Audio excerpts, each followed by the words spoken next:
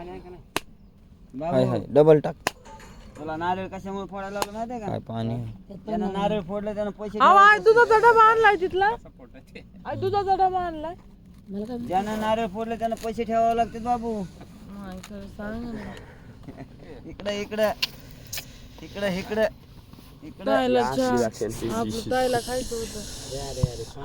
अरे 25 घ्या. आव थोडं फिरत्या उचलन ते त्यांच्याकडे दी. फिरत्या ते उचलन त्यांच्याकडे चहा येताना मला बिस्किट घेऊन. आणते आणते बिस्किट हा वा वा वा काय त्याच्यावर जास्त आणा. सगळंच बिस्किट आणा. भावाचं एक पुढं आणा रे. पार्ले एवढ्याला आहे ते 40 40 4 असतात वाटतं.